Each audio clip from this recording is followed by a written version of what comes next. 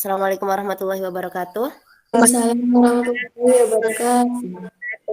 Gimana kabarnya anak-anak? Alhamdulillah. Alhamdulillah sehat ya. Baik, sebelum kita belajar, mari kita berdoa sesuai dengan agama dan keyakinan masing-masing ya. Berdoa mulai. Bismillah. Selesai. Hari ini yang belum hadir siapa anak-anak? Kak Ayu. Oke, kemudian satu lagi Dude ya. Baik, Ya, di sini kita berdoa sudah selesai, kemudian absensi juga udah ada 9 orang, berarti 7 orang sudah masuk ya. Kemudian gimana kabarnya malam ini anak-anak? Baik, Bu. Baik, Bu. Wah, baik. Di sini judul tadi kan ada yang penasaran, malam ini kita mau belajar apa sih gitu kan. Nah, ini dia nih. Peningkatan kompetensi numerasi siswa kelas 6 melalui model pembelajaran role play. Kompetensi numerasi itu kata kuncinya. Sebelum bertanya, Ibu jelaskan dulu ya. Kompetensi numerasi itu numerasi. Kira-kira ada yang bisa nebak nggak numerasi itu apa? Nggak tahu, Bu. Mirip kata siapa tahu, kok kayak mirip kata apa gitu. Numerasi, number. Kalau nomor apa nomor apa nomor? Nomor itu mirip kayak nomor gitu loh. Ya, pinter. Ya, Aciung ya. Jadi nomor itu mirip nomor. Ya, memang kenapa kita belajar numerasi itu jadi begini loh ceritanya. Yang namanya numerasi itu nggak hanya di matematika, benar nggak? Kalian Iya, belajar Bu. IPA, ada nggak halamannya bukunya? Ada, Bu.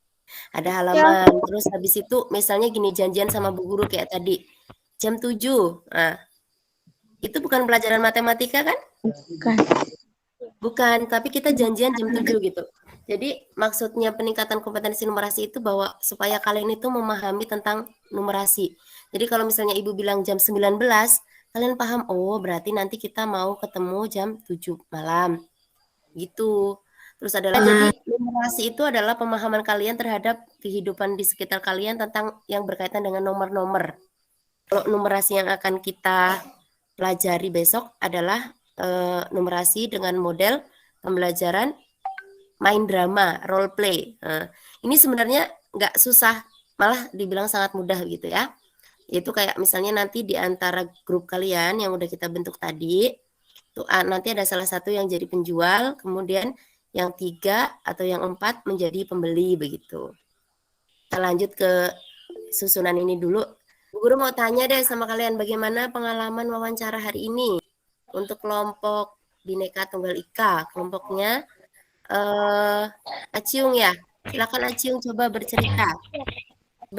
Sekilas ya ceritanya. Intinya tuh Akila tuh keras kepala lah, Bu. Ya, itulah gunanya kalian ini ya, bergrup. Jadi nanti ada yang keras kepala, ada yang lembut kepala. Jadi kalian itu memadukan antara yang keras dan yang lembut begitu ya. Itu gunanya grup. Apa yang kalian pikirkan tentang proses jual beli? Ada yang bisa jawab tentang pertanyaan ini? Apa yang kalian pikirkan tentang proses jual beli?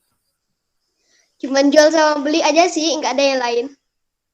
Ada yang berjualan, ada yang membeli gitu ya. Berarti kan simple ya. Kayak sekarang ini, di antara kalian itu 9 orang kalau tidak salah, hanya 1 orang ya yang mamanya punya warung ya?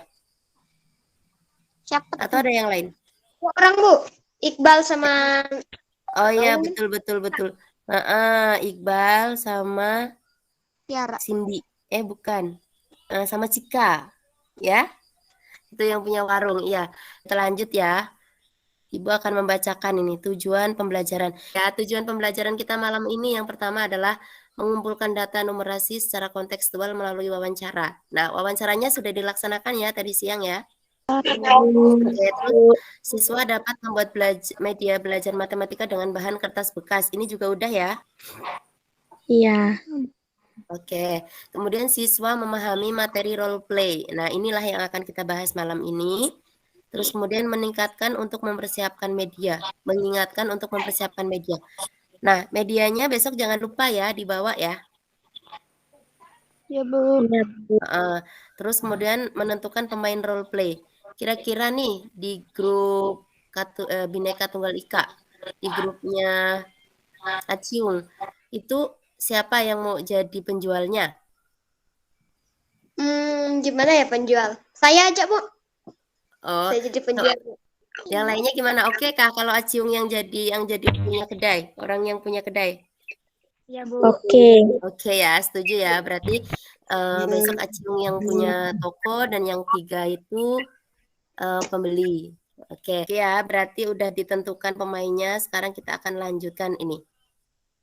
Persiapan kegiatan role play. Jadi yang pertama besok kita tetap akan menyanyi lagu Mars Sanggau ya. Jadi, kemudian yang kedua adalah membagikan naskah panduan role play. Nanti Ibu Guru akan kirimkan ini panduannya. Terus yang ketiga media yang perlu dibawa. Pertama HP. HP-nya adalah fungsinya sebagai kalkulator dan untuk dokumentasi. Jadi nanti kayak Aciung kan sebagai yang punya toko nih. Pas ngitung belanjaan teman boleh pakai kalkulator ya. Jadi misalnya Cika belanjanya tuh ada beras 1 karung, bakso 2 mangkok misalnya. Jadi dihitung ya, ditulis di kertas nota, nanti Bu Guru akan bawakan notanya untuk belanjanya. Nah, nanti bayarnya adalah pakai uang mainan. Kalau ada kembalian, kembaliannya juga pakai uang mainan gitu ya. Kemudian Ya, yang Bu. keempat, membahas naskah role play dan menentukan tokoh-tokohnya. Ini tokoh-tokohnya udah oke, udah ditentukan tadi. Sampai sini ada pertanyaan? Nggak ada, Bu. Oke ya, nggak ada pertanyaan.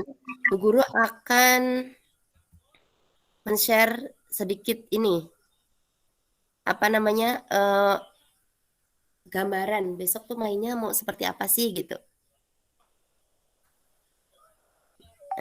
Ini dia.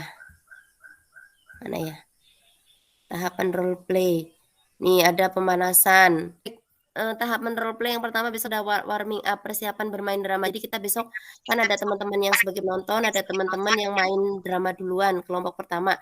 Jadi kita akan siapkan misalnya meja, terus bahan jualannya nanti kita akan pinjam barang-barang di kantor untuk ejeknya jadi barang-barang yang jualan. Misalnya apa? Penghapus, oh ini bakso gitu ya. Ibu Guru cuma mau ngasih tahu bahwa tahapan kita main drama itu pertama yang jelas persiapan kan. Yang kelompok yang mau main drama ini siapkan dulu tokonya.